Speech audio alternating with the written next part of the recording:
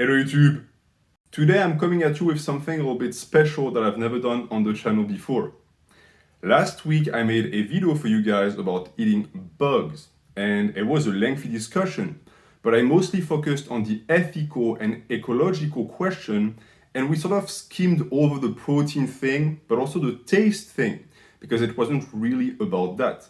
So today I want to make a follow-up video where you're going to get to see me eat insects, because we are going to be comparing 10 sources of protein, pin them against insect protein, and see if the hype is real or if it is just bogus, if it's just a gimmick, and if you would be better off just sticking to your regular chicken and whey.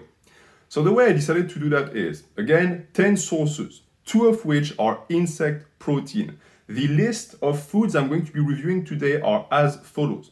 So in the first plate, we're going to have lentils, tofu, and mushrooms. So this is going to be the vegan plate for vegan protein, plant protein. This one is going to be for the animal products. We're going to have whole eggs, fish, so it's sardines, and turkey right there. And then pinned against that is going to be bugs, so it's crickets right there, cricket powder, protein bar right there, a chunk of protein bar, and then whey protein right there. So the way it's going to go is simple. I'm going to go from food to food. I'm going to give you a full review of the nutrition that you can find inside food, and I'm going to give it a grade. I've selected some criteria to judge every food to be as objective as possible. So the criteria is going to be as follows. I'm going to review macronutrients. So it's going to be mainly focused on protein, of course, because it's about protein sources. Micronutrients that are too often underestimated. These two are going to count for 4 points each. We're going to look at bioavailability, that is 3 points, the ability that your body has of actually absorbing the protein, because even though some food sources, as you're going to see, have a ton of them, you don't have the ability to break them down. That's 3 points. Then digestibility is also going to count for 3 points, but it's going to be paired with bioavailability, so how easy it is to stomach. Then we have price. I gave 3 points for price as well, because not everyone is rich and the price actually counts, especially if you're going to eat them on a weekly basis to be able to fuel your gain, to fuel your lifting practice.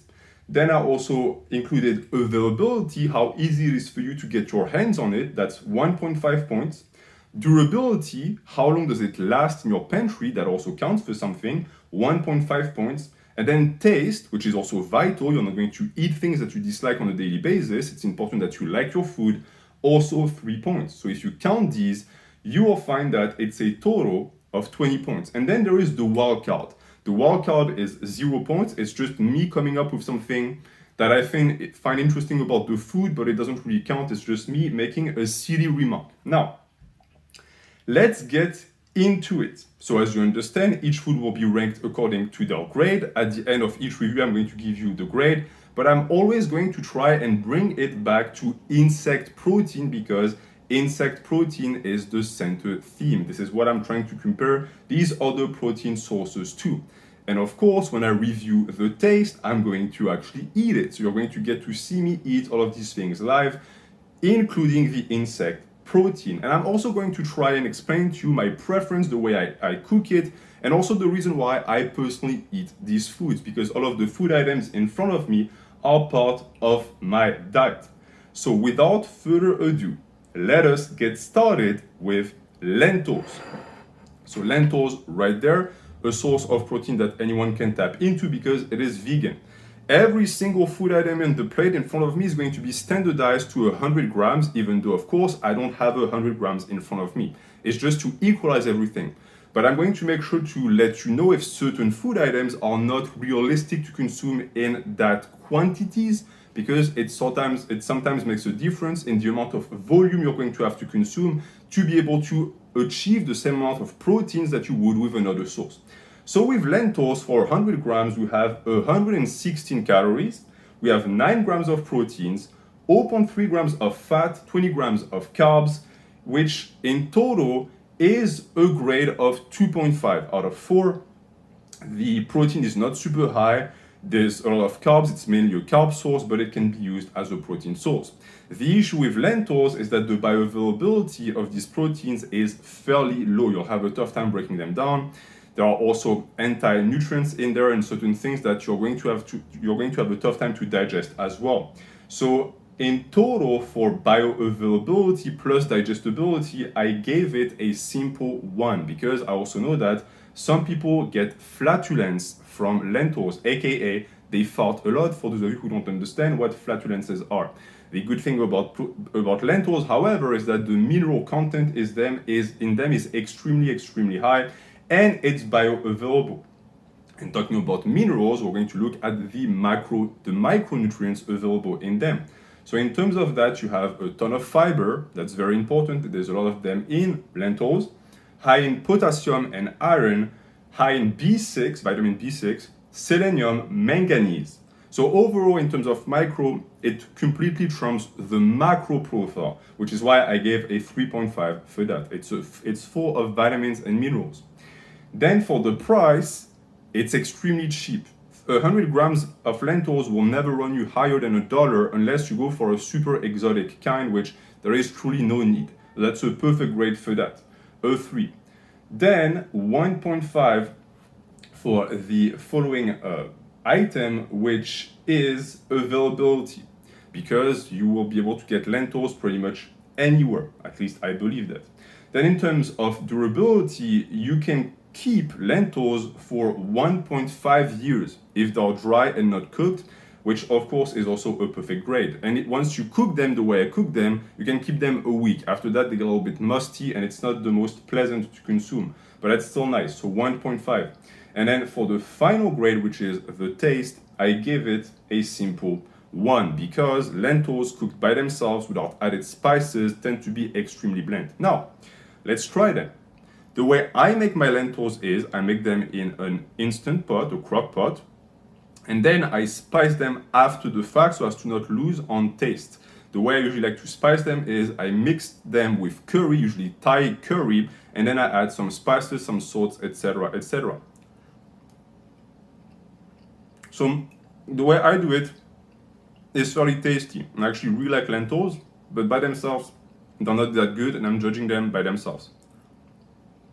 But typically, it's a source of food that's easy to bulk on for the people out there who are vegans and who are looking for something to eat instead of just rice. Lentils are the way to go. Just learn how to cook them, or else you're going to get tired of them very quickly. Now, the total grade for lentils is 13. So 13 out of 20. Not too bad. All right. Let us look at eggs. So we have our eggs right there. For 100 grams of eggs, you're going to get around 600 calories. So it's a highly caloric food source. And then you have to add the protein. You will quickly understand in this video that I take forever to chew for some reason. So the eggs is 12 grams of proteins out of 100 grams of eggs, so that's decent. 10 grams of fat, which is why people should consume eggs for the most part. The protein aspect is a little bit overrated. You'll see that the things that come next to the protein is the real interesting thing in eggs. Then 1 gram of carbs, so almost no carbs. And so overall, I gave a 3 for macro. It's because the protein is much lower than most people think. And on top of that, if you're the type that has to watch their calories, eggs can actually add up fairly quickly. After that, we are going to look at what I think is the most important thing about eggs, which is the micronutrients. But before that, let's talk about the bioavailability. So in eggs, 90% of the proteins that you consume will be bioavailable. Actually, it's one of the protein sources that has the highest bioavailability, which makes them very interesting and why so many people consume them, why so many people also consume just egg whites. Bodybuilders do that. If you're a natural lifter, I don't see the point. Eat the yolk. The yolk is where all of the vitamins and minerals are. You do not want to waste that. It would be stupid. I dug some points for bioavailability because some people can get sick if they eat too much of eggs. And I'm also looking at digestibility. If you're the type that tends to get a little bit gassy the day after you eat eggs and it smells like death, you are one of them. So maybe you need to reduce your consumption a bit. Now, in terms of micros, the vitamins and minerals present in eggs are fairly outstanding. Tons of choline, I don't know how to pronounce it, cholyne, which is mostly only found in animal protein, and there's a ton of them in eggs. Then it's very high in vitamin D, A, and E. There's some omega-3s, something that many people completely ignore when talking about eggs, calcium and iron, all of which is highly bioavailable. So for micros, I cannot give less than a 4 because many people call eggs a vitamin bomb. It's a micronutrient bomb, and therefore you would do well actually including some of them in your diet, of course, in moderation. Now let's look at the price of eggs. A dozen egg, depending on where you live, is going to run you between $2 to $4 depending on the quality of eggs. You can even get some for $1 if you go to Walgreens and you get those bleached out eggs, but these are garbage. Might as well eat your own poop. I would recommend you get eggs from a farmer that you know, if you have the ability, local, that lets their chicken run around and eat insects.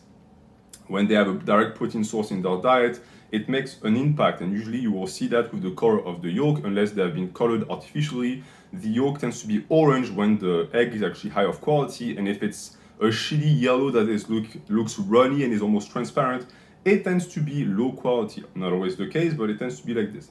So for the most part, 100 grams of eggs, to actually go back and look at the price of the dozen, is going to be roughly $8. So it's slightly more pricey than lentils, for example, that got a perfect grade.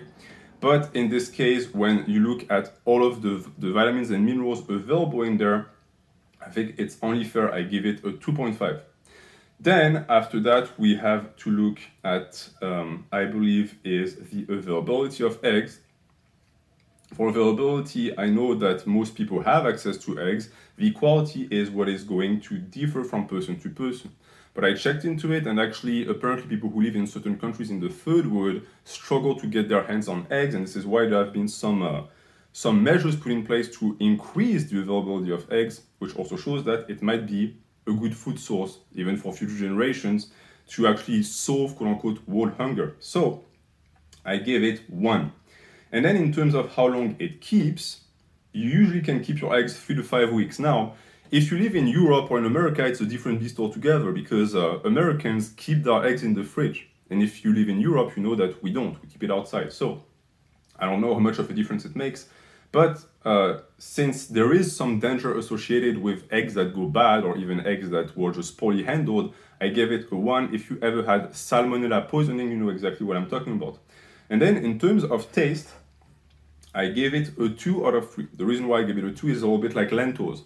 Eggs by themselves, even high quality, don't really taste like anything.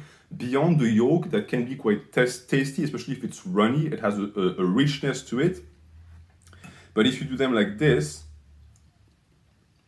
and you just mix everything together, I didn't use any spices, in reality, it tastes like nothing. So, not a bad taste, not a good taste, slightly better than lentils because it's an animal product. It has more richness to it, but you still need spices to make an actual meal out of them. So for eggs, I gave it a total grade of 16.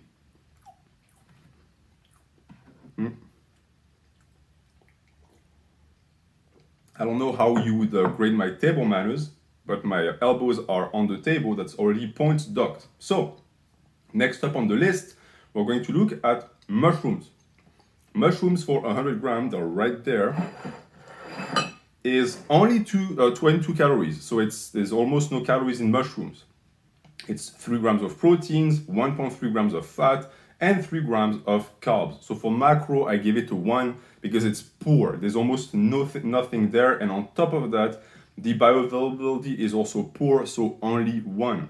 And if you consume them raw, the bioavailability almost goes to shit. You almost retain nothing. But it does digest well because it's like eating nothing. It's like swallowing air. And there's a ton of fibers in them, soluble fibers. So that's something that I can put some points towards, I guess, but that's mostly going to be for micronutrients, where I give it a score of 3. You have beta-glucan dense fiber, which is a different type of fiber that you usually get from certain sources, very beneficial for your health.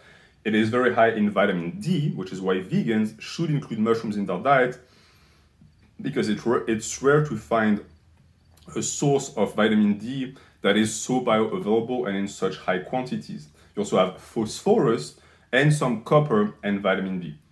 So overall, the vitamin and mineral profile in mushrooms is fairly high. It's a decent grade. And for the price, I give it a 3.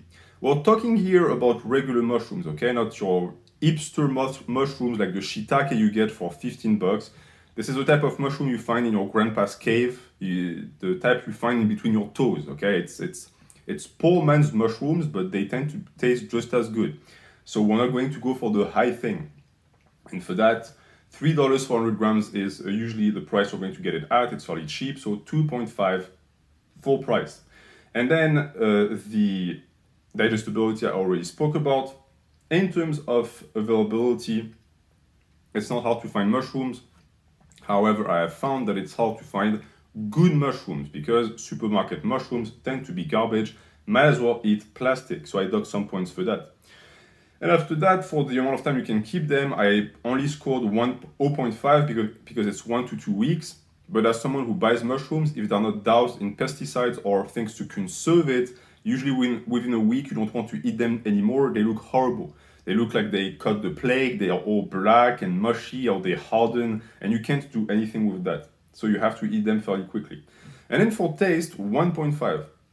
It's a little bit severe for our friends, the mushroom, because I personally really like mushrooms. Especially cooked the way I cook them. So the way I cook them personally, if you're interested, put them in a pan, douse them in olive oil and soy sauce, and you let them sit there and marinate for like 10 minutes, not too long. You don't want them to lose all of their juices, they need to stay juicy. And you can use that as a form of sauce.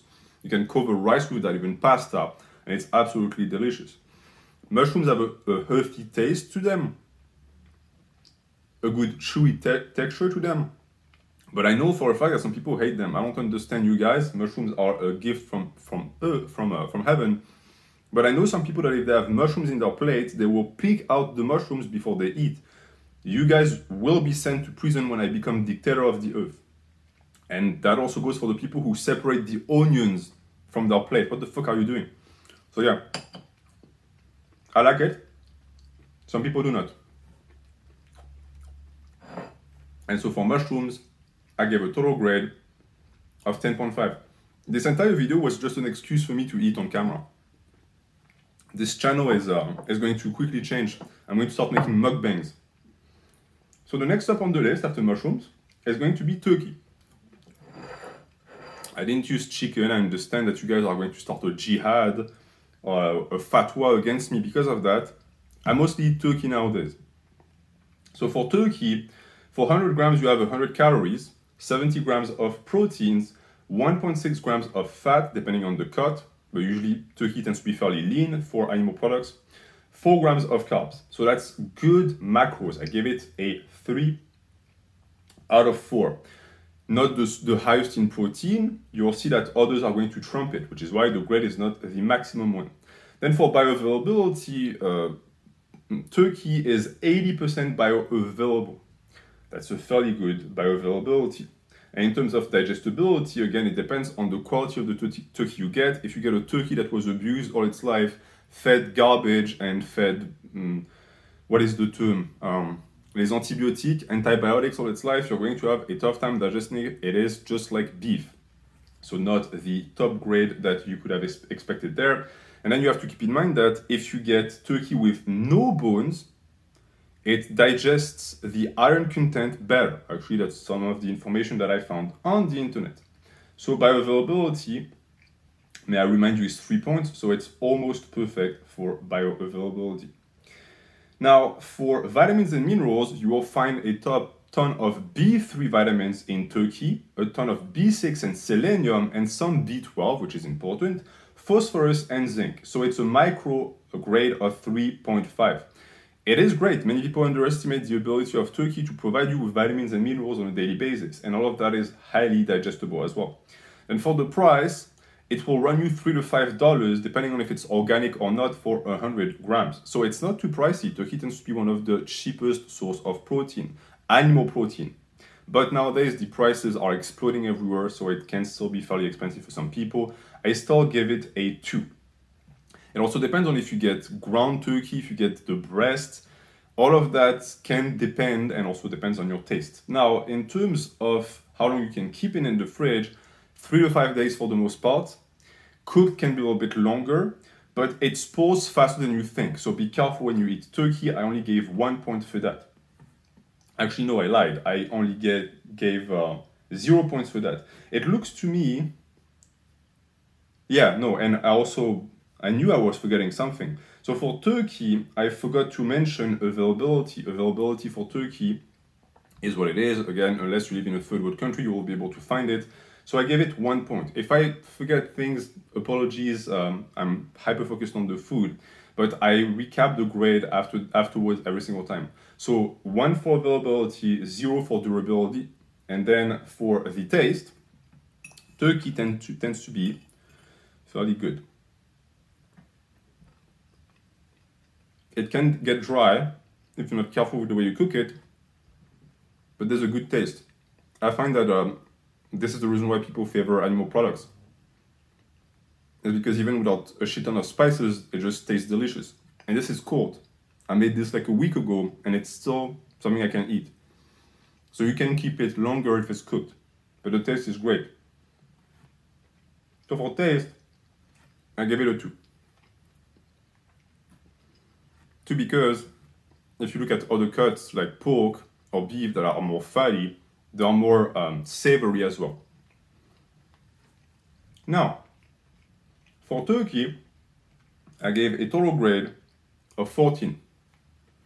Let's go back to the vegan options, and it's the last one for the day, of tofu.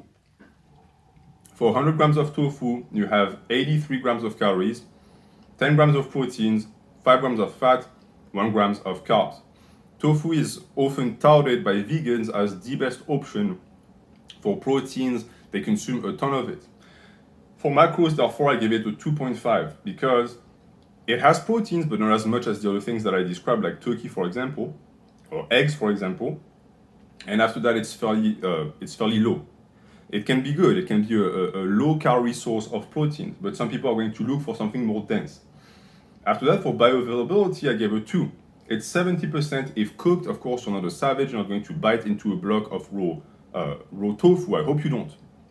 And if you do it in the supermarket so as to freak people out. At least make something funny out of it. And it digests tremendously well because it's like eating cardboard. So it just goes down your system, no problems. So 2 because, again, the bioavailability is not as high as other things. I grade compared to the other things. I try to standardize for this test. Then for the vitamins and minerals, I mean, mine looks pretty good, but you look at these little things and you think I'm eating polystyrene. There's nothing in there, and you would be wrong. There's a lot of calcium in tofu. It's a little bit of a cheat because, well, some people add calcium when they make the tofu that you buy, so it's not that it's present at the start, but it still counts, I guess. It's high in manganese and selenium, which is often not mentioned, and there's also a ton of iron, zinc, and magnesium in it. So for micronutrients, I gave it a 2.5. Then for the price of tofu, the tofu is extremely cheap. You can get 100 grams of tofu for $1, and the quality tends to be pretty standardized. You can go pretty much anywhere, and the tofu is going to be the same quality because there's not discrepancies between the means of production. So it's a total of 3. It's a perfect grade. Then for the availability of tofu, I couldn't find a single country on earth that doesn't have tofu. Maybe Africa, some places of Africa. So 1.5. Then how long you can keep it? You can keep it 3 months unopened and 1 week in the fridge. So that's 1.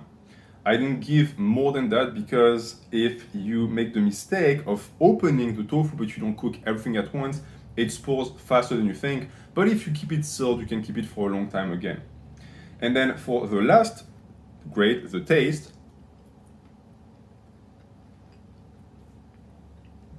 it tastes like nothing. And this, I'll show you, is marinated. This is why it looks so good. It looks tan like a Dorito. It was marinated in spices and sriracha, then covered in Mexican spices and salt, and it still tastes like nothing. This is not something you want to eat on a daily basis. It takes a lot of work to make it taste like anything because the base ingredients is just not good. So 0.5. And the total grade for tofu is 12. Now, let's move to sardines. So sardines is the last animal product I'm going to review. Just again showing you guys the way the plate looked. Pretty good, right? So, for sardines, for 100 grams, you will get 200 calories, so a lot of calories, 25 grams of proteins, and that's canned sardines, okay, not wild caught, not fresh, canned, because I know that's the form that you guys consume it into for the most part, 11 grams of fat, and 0 grams of carbs. So for the macros, I give it 3.5. Rich in protein, lots of calories, tons of good fat. And then for the bioavailability of said things, which is also important, 2.5 out of 3, because it's 80% bioavailable. I docked 0.5 because for people who have gout, it can trigger bouts of gout. So maybe if you're a gout enjoyer, be careful with sardines. And then it's also fatty. I know that some people don't like things steeped in oil. My family's from the Mediterranean basin, so for me, I shower with olive oil, so I have no problem with that. Then for the vitamins and minerals available, it is omega-3 dense, which is something that the other foods didn't have beyond the eggs. The omega-3 is fairly present in sardines because of the oil, and the fish itself, the fish is oily. It is also high in iodine, iodine, and calcium. Just a side note for people, iodine, which is horrible to pronounce for a French speaker, is an important part of a human diet. And if you buy table salt, if you make the idiot choice of buying table salt, you are not getting enough. Buy sea salt, real sea salt. Make sure it's from the sea. It's not just removed and you just have the salt, the taste of the salt. But sardines and fish in general tend to also be good sources of it. Then there's a ton of calcium as well in fish, and some B12, okay, it's an animal product, and some iron. So for macros, I gave it 2.5. Now, looking at macros, you will find that I have tried to favor the sources that were not the highest in macro, but that had surprisingly good micronutrients profiles. And also you will find that lentils and mushrooms and tofu got better grades. Why?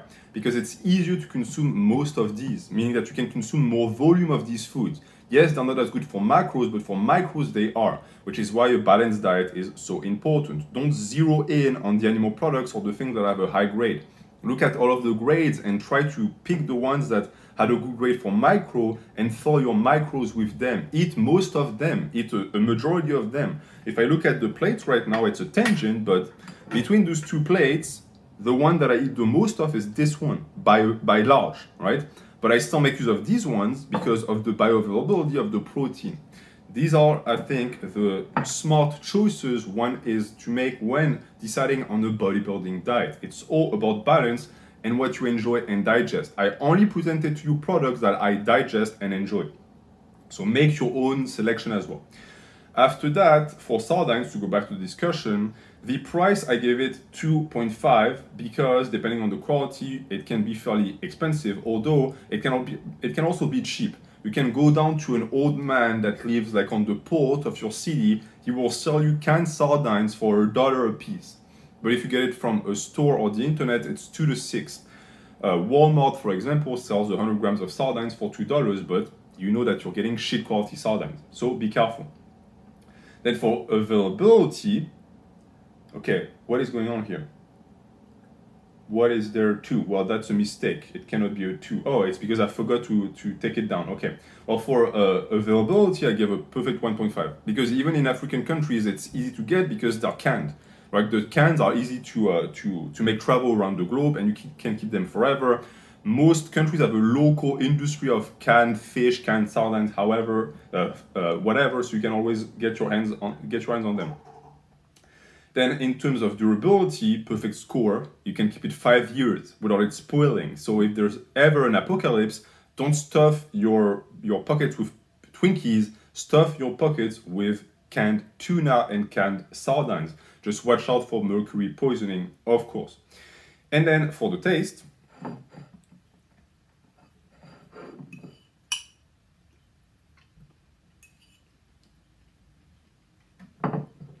I like it. Personally, I never eat it like this. I like to mix it with mango chutney just to add some sweetness to it and something to hold on to besides the fishy taste. If I'm going to eat fish, I want it to be raw or fresh, not canned like this. I know that many people actually hate the taste of sardines in particular. Where I come from in my mountains, we call it an old man food. Because when we have barbecues, all of the youngins eat the ribs and the pork and the beef, and all of the old men, they just take sardines, they put them on a grill, take them out, put them in between two pieces of bread, freshly baked bread, douse that shit in olive oil, and they eat everything, the head, everything. I personally like it, so maybe it's because I'm an old man as well. I'm an old man in disguise. All right. So for taste, half of the grade, 1.5, which makes it that sardines rank at 17.5. It's high. It's a very high grade. It's the sleeper of this selection. I bet that you would have never believed that sardines would rank higher than eggs, and yet here they are. Now, let's move on to the next item on the list, which is the protein powder. Not yet, the protein bar, sorry. So protein bar, this is the plate that interests us the most. This is where we're going to start having fun. So I don't know if it's clear, if you can see it clearly here. So for protein bars, you are going to get 340 calories out of 100 grams, which because, of course, you rarely eat 100 grams of protein bars. I hope that you don't. It's a horrible diet choice. You get 14 grams of proteins, 6 grams of fat, and 65 grams of carbs. Although I say that most of them tend to be highly caloric anyways, so maybe you just eat one or like one and a half and you're already out there. So this is why you have to watch out with that type of easy protein sources. They also come loaded with other things. So for macros, I gave 1.5 because yes, you get proteins, but you also get a shit ton of calories, and you'll find that the calories are not necessarily justified. The bioavailability of the protein bar is 100% because it's whey protein for the most part, unless you're really buying shit protein bars. So it's a 3. And then the interesting thing to look at when we see something that just stands on its own like this, and that looks to be like la panacea, like so good for protein as a protein source, look at the vitamins and minerals. Yes, you have calcium. Yes, you're going to have fiber. It's going to be high in potassium and magnesium and some vitamin E. But if you compare to all of the other sources I already covered, especially the vegan, the plant sources, it's fairly low. So I only gave a 2. And that's for the high quality bars. Some bars don't even have that because these tend to be added to the bar afterwards because it's not a whole food. I always tell you guys to favor whole foods over that type of things, but it can be a good replacement. For price, it's cheaper than I thought. For 100 grams, $4 to $5. And on top of that, even the fancy bars with like maple syrup made by some hipster down in Portland tend to be fairly cheap. So $2. Then, in terms of availability, if you have an internet connection, you can get these bars. Now, can you get them delivered? I don't know, but I think that it still ranks it high. So a perfect score. Then in terms of how long you can keep them, a protein bar unopened can be kept a year. So that's also 1.5. And then for the taste, this one is peanut butter. I'm going to try and strike, or there is some chocolate as well. I mean, this is the issue with sugar, right? Out of everything I just tasted, let's not kid ourselves, this tastes the best. Because it's made to taste good. There's no way around it. But, because some people don't like sugar, and because you will never be able to make a meal out of this, right? If I serve you a full plate of this shit, I hope you can't eat it or else you're going to get the beatus.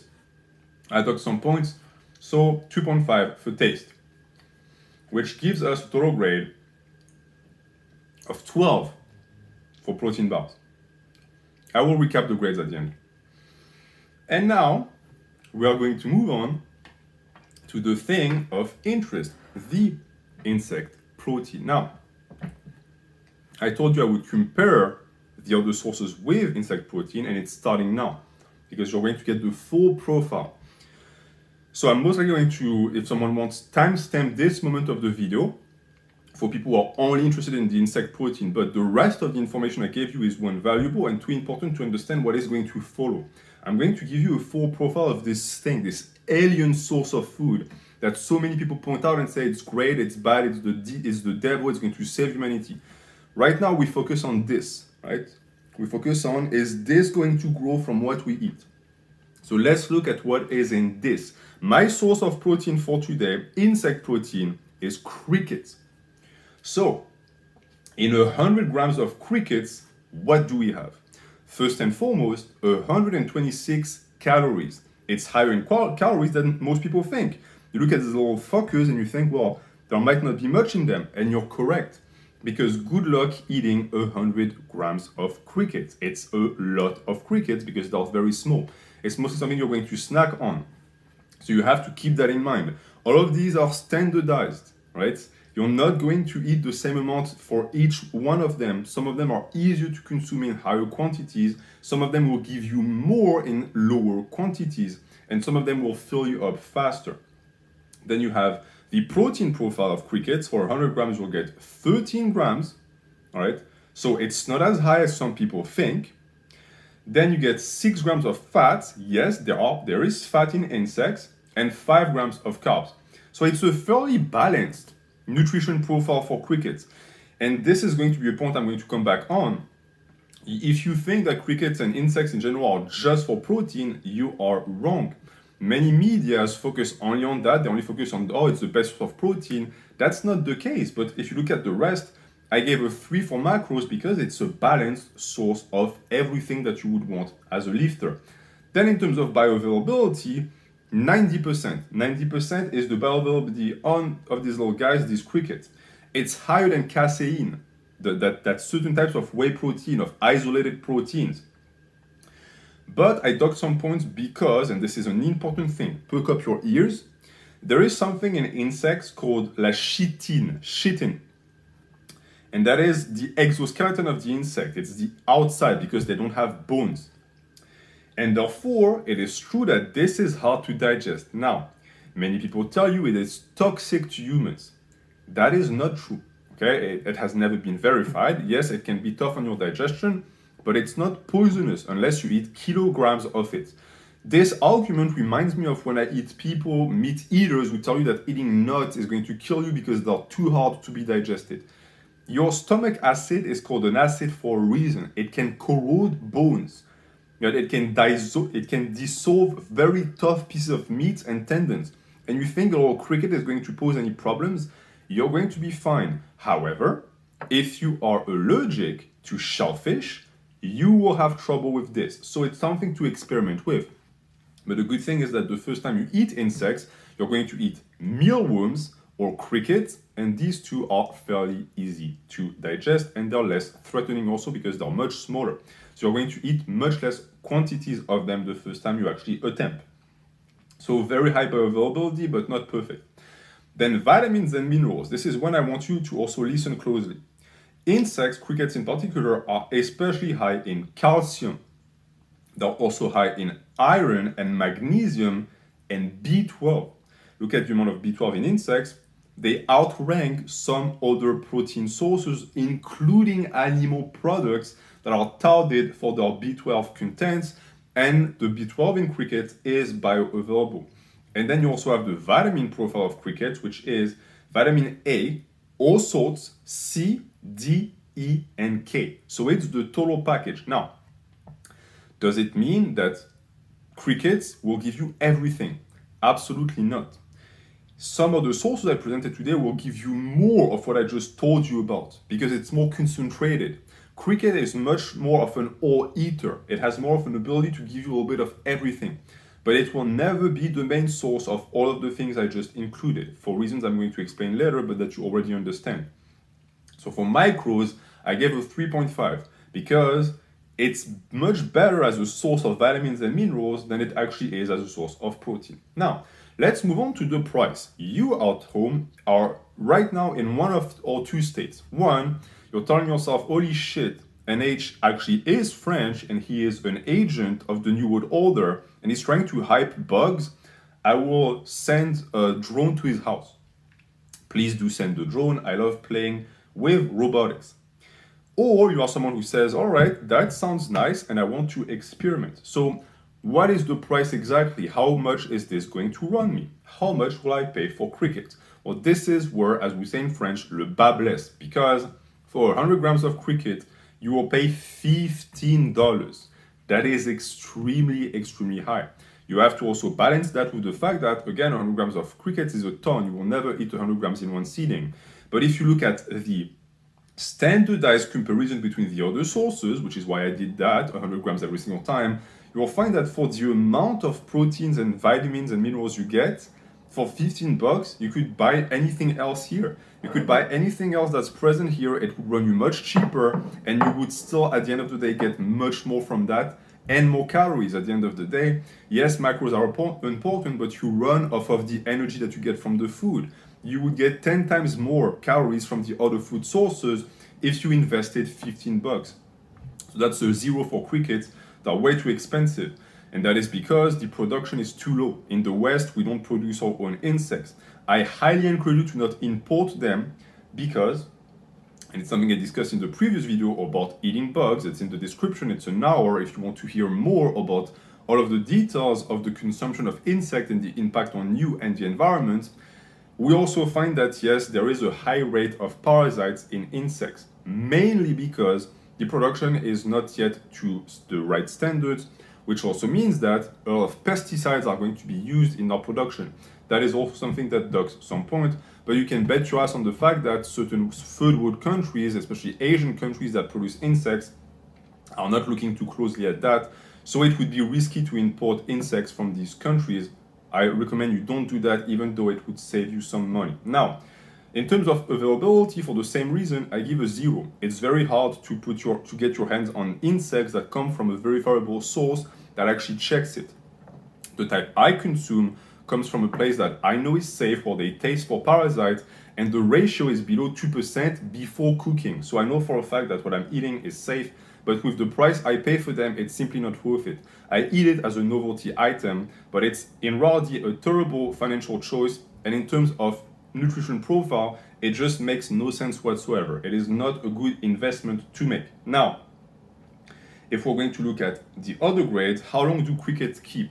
Well, you can keep them for up to a year. If you don't open the packet, dehydrated crickets, roasted crickets, last for 1 year. So it's a perfect grade for that. And then for taste, you came for this. You came because you wanted to see me eat crickets. They're right there. You guys right there, if I can show you better. All right.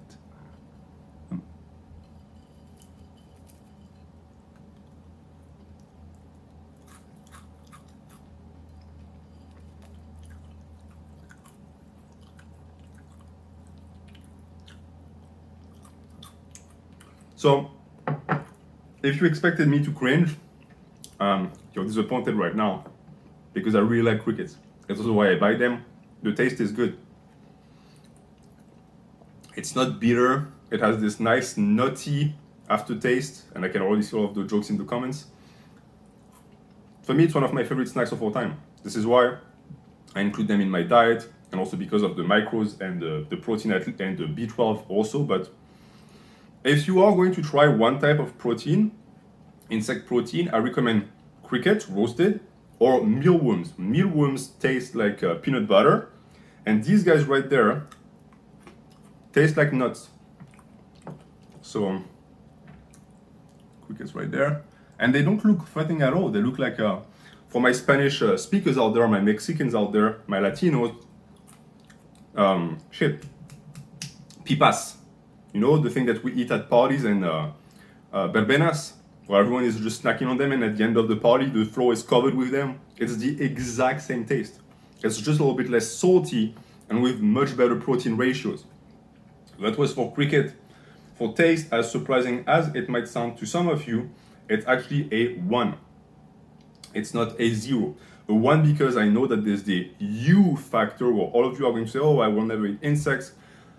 You do what you want, all right? I'll just let you know that the taste that you think they have is not the taste that they actually have. Insects taste fairly good. Now, watch out, because some companies completely douse their insect products in fucking les colorants, artificial flavors and stuff like this. Stay away from that, because even then, Now you have a tough time testing the product, which might mean you're going to eat something that's actually garbage. So this is that for the cricket review. And so crickets get a grade of 11.5.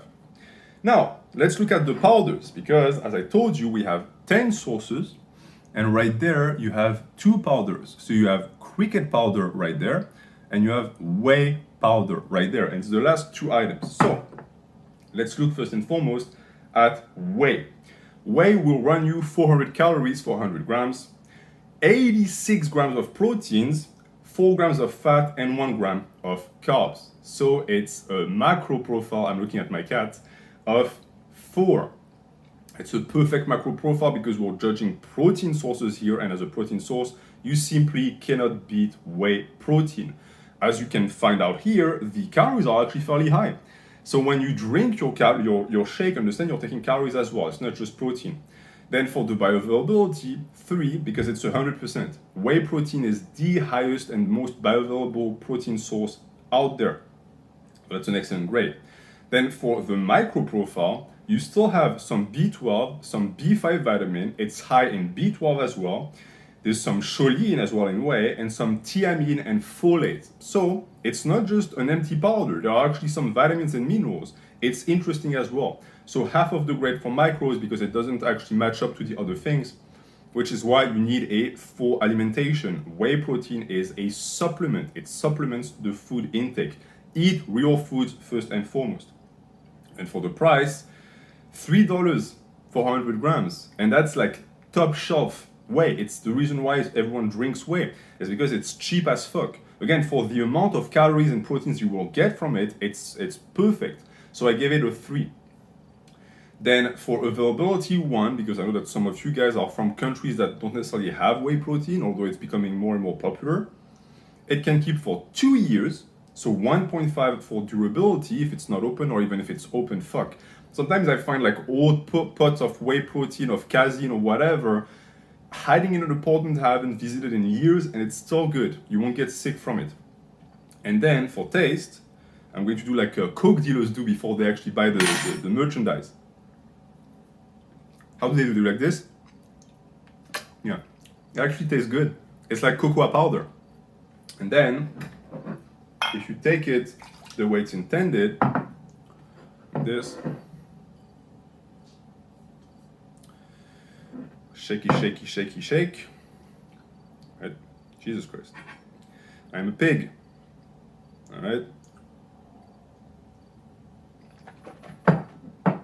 Even with water, it's not half bad. It's actually quite decent. So for the taste, if I'm not mistaken, I gave it 1.5 because it's still bullshit. You know what I mean? Like, it's still artificial flavors, and it's not real food. It doesn't last you. You don't bite into anything. It's just tolerable. It's why, again, people drink it so much. It's because you pair it with whatever, it's going to function. Even just raw water, even raw like this. Don't eat your protein raw, okay? I don't want to be responsible for the new trend of teens and zoomers who are going to dry scoop whey protein into their mouths. And then, before that, we're going to give the full grade. So the full grade for whey protein is a 16, right? And then we're going to move on to the last item on the list, which is the cricket powder. So it's that twin, it's that bizarro twin right there that looks like hashish, right next to the whey. And yeah, for someone who doesn't know anything about bodybuilding, this video must look really strange. Like, we eat insects and weird powders and stuff like this, when the average human eats Big Macs and burgers and fucking whatever they can put their hands on that takes zero efforts and makes them fat and push them towards dying an early death. All right, before I start to rant about the industrial complex and the agro-industrial complex, let us move on. So, cricket powder. For 100 grams, you will get 445 calories. That's more than whey protein. So again, insects have calories, all right? It's just that because they're so small, you'll have to eat much more to get them, and it's tougher to consume more. It's the argument you hear a lot between vegans and meat eaters, that yes, to get all of the proteins and minerals you need from plants, we eat so much more volume of it. All of that, again, is a balance. It can be used as a weapon. You get 70 grams of proteins, so it's less than whey, all right? But 70 grams is still fairly high. 18 grams of fat. You will get fat, the nutrient, from insects, and 1 gram of carbs. So for macro, 4. It's a perfect macro profile. A little bit less protein than whey, but it's still perfect. And then for bioavailability, some studies have shown that cricket powder has a higher bioavailability than whey protein, which is at 100%. So the explanation, and I'm not going to spend too much time on it, is simple. Some studies have shown, and this is not a video about studies, but some studies have shown that the bioavailability of a food exists on 2 planes. How much you can absorb raw without taking time into account, and how much you absorb in 1 hour. And most of the time you find that certain sources absorb faster. This is the case here. This is why it's higher. Whey protein, you drink it, in an hour you absorb 20 grams. With cricket powder, you absorb 30 grams, which is also the reason why some people tell you that if you drink a big shake of whey protein with 80 grams, you actually absorb roughly 30% of that, because the protein passes through your digestive tract within 1.5 hours, which is not enough time to digest all of it. You only get a portion of it. The rest is evacuated into your poop, into your piss, etc. So really wasting protein. It means that you can just drink smaller shakes throughout the day, or just drink 1 big shake but slowly, 1 sip at a time, and you make it last. Make with that what you will. It's an information that I learned about and I've been using for a long time. It also saves you money, because now you're going to stop drinking so much protein and things going to make you jacked. Again, protein, yes, is important, but it's not the most important thing. Once you have it down to a standard level where you have enough to recuperate and build muscle, you are just fine. So that was for cricket powder bioavailability. Now, in terms of macros, you have calcium, you have potassium, you have B12, iron, selenium, and magnesium. So everything you find in crickets, you will find in cricket powder, but in lesser quantities and harder to actually intake, because you would have to intake much more powder than you would if you just ate 0 insect. So it's a 2.5 for micronutrients. Then for price, it's between $5 to $15 for 100 grams from Thailand to America. So if you get your cricket powder from Thailand, at your own risk, it's only $5, so it's slightly more expensive than whey. But if you get it from America or from Western Europe, it's going to be more expensive, $15. So 0.5, because I'm expecting that most of you don't live in Thailand, will not order from Thailand. Then for availability, 0.5, it's a little bit more available than crickets per se. It keeps 1 year, just like whey, so 1.5 for that. And then for taste, this one is actually an exclusivity for you guys, because I've never tasted it, so maybe it's really disgusting.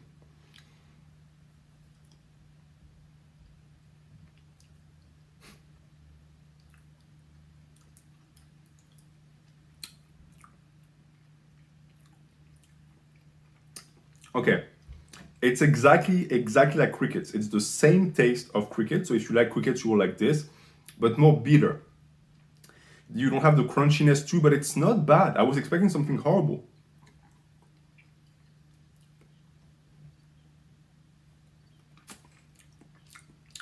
If I compare it to whey, I would even go as far as that it's not that much worse than whey. It's just a different taste. One is savory, one is actually just sugary. So it's not horrible at all. The taste is actually not horrible at all. So for taste, because this is my first time actually tasting it, I have to come up with a taste right now. I would say 1. No, not even 1. I mean, I gave 1 for crickets. 2. I'll give it a 2. Because crickets, it's the insect thing that is going to fuck you up, but here it's a powder. So for people who are interested in consuming insect protein, but the form of the food is freaking you out, get some cricket powder, right, from a reputable source, and it might actually help. Because keep in mind that cricket powder is essentially whey protein. So if you're the type that is not good with lactose, with dairy products, but you want a good powder that is bioavailable, you can try cricket powder. And maybe it's going to also help the people who have a spiritual aversion to insects. Maybe, maybe not. I've never had that aversion. It's also the reason why maybe I'm surprising you with how comfortable I am eating insects. I've always liked insects. I've never been freaked out by them. And, you know, for me, eating them is nothing special. I don't feel like it makes me less of a human because I consume them. Like, I know that some people feel like they're letting evil into them. I don't think that insects are evil. If they had parasites, however, I would not eat them, just for safety's sake. But for the rest, I don't really care. So that was that for cricket powder. And so the grade for cricket powder is 13.5. It's a decent grade. I think it's 13.5. Yeah, 13.5 or 13, something like this. So in total, we have lentils at 13, eggs at 16, mushrooms at 10.5, turkey at 14, tofu at 12, sardines at 17.5, protein bar at 12, crickets at 11.5, whey at 16, and cricket powder at 13.5. So there you have it. I've just graded all sources of protein. Now, how do insects compare to the other normal sources that you consume on a daily basis and I consume as well? Well, clearly, insects are not stacking up, but it's not for the reason that you think. Mostly the issue is that we don't produce enough of them, so it's too expensive, they're not available, and on top of that, the format that you're going to be able to consume them in is going to clash with your sensibility, especially if you are a Westerner. It's not going to be something that you're readily going to want to consume, and I perfectly understand that. But maybe you are the type of person that is going to want to try. And if you do want to try, what are the things to keep in mind? Well, first and foremost, that you would need to eat large quantities of insects to make up for the fact that they are so small. And even though the profile for macros and micros is extremely good, again, it's the balance that you have to keep in mind. Then there's the parasite question. No one wants parasites. Understand it's a bit of a fear-mongering problem because it can be easily solved with the proper aménagement. That being said, if it just transforms insects into the next chicken or the next cow where they just feed them full of antibiotics or douse them with pesticides, I really don't see the point. So it's a question that we're going to have to keep looking at and rediscovering. I spoke about that in my 1 hour long video. Then about my own consumption, I personally will start to include cricket powder because it's not that bad. I'll do half cricket, half whey and see how it does, see how my body responds. And as far as crickets, how I consume them, I eat them just as snacks. It's not my main source of protein or anything else. I eat them maybe once a week, if that, and I eat a small packet. It's never 100 grams. No one will eat 100 grams because of what I just explained to you, the availability and the price. Now, if all of that was made easier and there were more options for cheaper nearer my home, would I eat more insects? The answer is yes. You might not want to do that, but if you are the type of person that wants to include them in your diet, there might come a day where it's going to become relevant. Now, compared to other protein sources, yes, the bioavailability is high, absolutely. Yes, the micros are on point, but it will never serve as a replacement. You will never replace your main sources of proteins or macros or micros by insects simply because of the thing I've been hinting at the entire time. They are too small. It's too hard to intake a large amount of them. Then you have the digestibility issue of sheeting also that could become a problem. So by nature, regardless of if you think insects are disgusting or not, by nature, they never existed as something that humans were supposed to consume as their main source.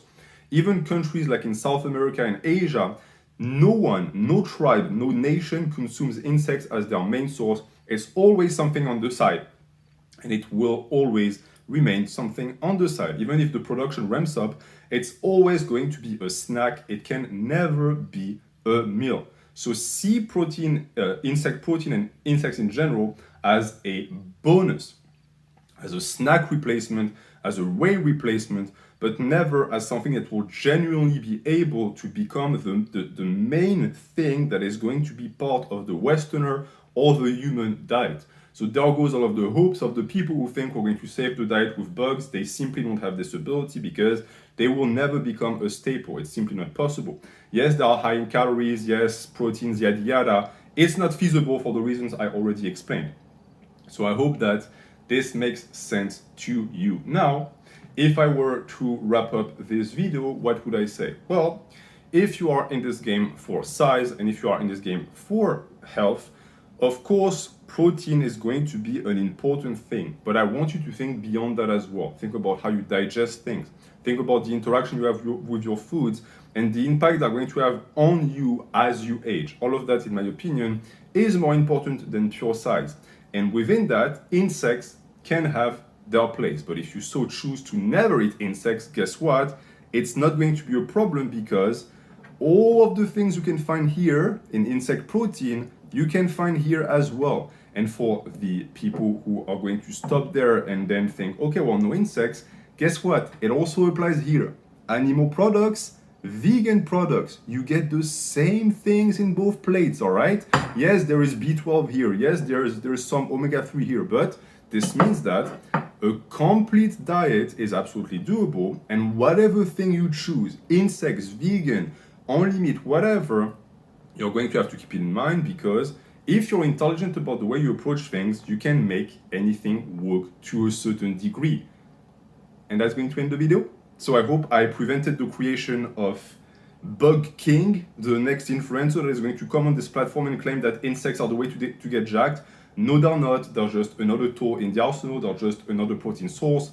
The hype is completely overrated. There's nothing special about them, but there's nothing horrible about them either, based on the profile and the protein and macro ratios I just explained to you. And actually, I remember I forgot to tell you the wild card. So the wild card for each ingredient is going to be right now, very quickly and very simple. What is the wild card for lentils? They will make you fat. What is the wild card for eggs? They will make you die. According to vegans, you will get a heart attack. What is the wild card for mushrooms? They look like something that grows in between old people's toes. What is the wild card for turkeys? What would be the wild card for turkeys? I have nothing on turkeys. I find them ugly. When I can, I swerve with my car to eat turkeys because of the thing that they have underneath their thing, like the red thing. No living being should have this. It looks like a tumor. It looks like a ball sack underneath their chin. It's not acceptable. Tofu will turn you into a girl. You will transition into a girl. According to people who eat meat, you will become a soy boy and you'll have no muscles. Look at me. I eat tofu. I'm small, right? I'm so small. After that, sardines. If you eat sardines, you're an old man, you smell bad, and you don't get laid. Protein bars, you will get diabetes and die. Insects, you will become a bug man. Like, I'm also a bug man. I don't know if you've noticed, but underneath, the reason why I'm sitting is because I have no legs. I have insect legs underneath. I became a roach because I ate bugs, and also now I'm a slave to the New World Order, and I'm going to accept that people are going to start living into my house, and I'm going to have to subsidize them. That's just the way to go. You eat one cricket like this, that's it. You become a leftist cuck boy that wants the world to be globalized, etc., etc. After that, whey protein. Whey protein is steroids, guys. Did you know that? That's the wild card. My mom told me that. And her logic was flawless. She told me, whey protein is from cows, and people who suckle from cows are baby cows. Are you a baby cow? And I said no, and she said, well, therefore you have no reason to eat it. And she was correct. On top of that, manufacturers of whey protein, it's like cocaine, this shit. They hide steroids in there. Why? To make you addicted. It's to make you addicted. Well, of course, it makes no sense logically and financially because steroids are so much more expensive than the whey you buy. But don't think about it. Whey protein, also according to the media, is steroids. So if you ever took whey protein, you are not natty anymore. And then cricket powder, well, you will become a bugman again, etc. And what else can I say? I mean, I think I should. That was actually the cricket powder. There. Tomorrow I'll wake up and I'll be a roach. And I will be able to star in a Kafkaesque movie of my own. So that was that for the wild card. I hope that this was informative, but most importantly, entertaining. And if you like this type of video, I have other concepts I would like to run with you guys with the same format and the same presentation. So I'm going to leave you with that. Thank you for watching and have a good night.